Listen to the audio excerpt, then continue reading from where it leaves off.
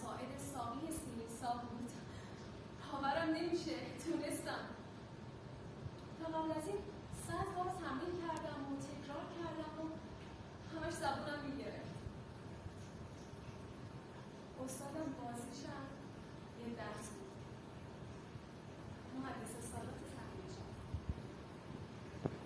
آقا جونم همیشه میگه تو حرف من حرف نزنید. بابا میگه هرچی آقا جون بگه. عزیز میگه آقا جونت صندوقچه اسرار یه محله است. حرفش حرفه. مامانم میگه از موقعی که یادمه تو خونه حرف آقا جون بوده و هست. داداشم میگه حالا تو این بجلی میخوای رو حرف آقا جون حرف بیاری؟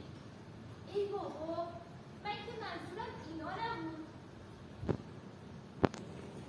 آقا جون من فقط میخواستم یه چیزی بگم. اونم اینه که میتونم رو حرفت حرف بیارم و بگم آقا جون حرف نداری؟ سمیرا جهانگیر هست. اونم که تکوندم به رسم هر ساله رفتم سراغ پستو اندرونی که بیشتر از هر وقت دیگری نظافتش سخت بود. واسه درباری که رسیدم یه بوری دلم ریخت. عجب بوی خوبی، اما چرا توی پستو اینجا یه چیزی نیست؟ این بهارنارنج بود که همه جا رو پر کرده بود. انگار فکر کردی بهار شد و مادر از درخت نارنج چند شکوفه بهار چیده و توی چای میده. در واقع روی چای بهارنارنج بود که به مشام رسید. توی پستو فقط سماور یادگاری عزیز بود که مادر تا زمانی که زنده بود فقط توی اون سماور چای دم میکرد. و اون روز خاطره بود که با وارد شدن به پستو دیدن اون سماور به مشام من رسید.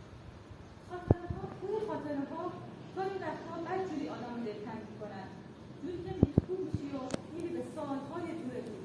عجب بوی خوبی. سعیده میخواهم در این روز دلگشا سفره دل به گشایم برآورد و بی آلایش و بی ریا با یار سخن میگویم. ای یار همیشه مرا دریاب، ای مونس و همدم، ای همدم و همراز. بگذار سر به آغوش تو بگذارم رسید برایت سخن بگویم. زهرا